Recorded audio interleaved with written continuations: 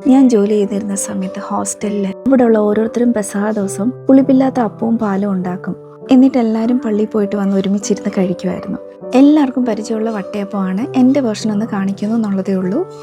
ഒരു ബൗളിലോട്ട് 2 കപ്പ് അരിപ്പൊടി, സെയിം കപ്പിൽ തന്നെ 1 കപ്പ് തേങ്ങ, 1 കപ്പ് ചോറ്, 10 ടേബിൾ സ്പൂൺ ഷുഗർ, അല്പം ഉപ്പ്, 1 ടീസ്പൂൺ ഈസ്റ്റ്, 2 കപ്പ് വെള്ളം കൂടെ ഒഴിച്ച് ഇതുപോലെ നന്നായിട്ടൊന്ന് മിക്സ് ചെയ്തെടുക്കാം. മിക്സിയുടെ ജാറിലോട്ട് 2 ബാച്ചായിട്ടിട്ട് ഇതുപോലെ ഒന്ന് അരച്ചെടുക്കാം.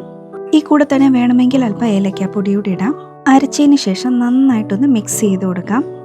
അതിനുശേഷം ഒരു 1.5 മണിക്കൂർ അടച്ച് മാറ്റി വെക്കാം ഫെർമെൻ്റ് ആവാനായിട്ട്. ഇനി മിക്സ് ചെയ്യൊന്നും വേണ്ട, പ്ലേറ്റിലോട്ട് നെയ്യ് തേച്ച് ബാറ്റർ ഒഴിച്ചു കൊടുക്കാം.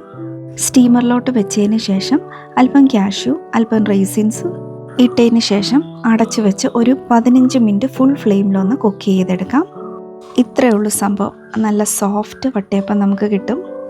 എല്ലാ വീടുകളിലും ഇത് സുപരിചിതമാണ്, പക്ഷെ ഓരോ വീട്ടിലും ഓരോ ടേസ്റ്റ് ആയിരിക്കും അല്ലേ? അപ്പോൾ ഇങ്ങനെ ട്രൈ ചെയ്തിട്ടില്ലാത്തവർ ഒന്ന് നോക്കണേ.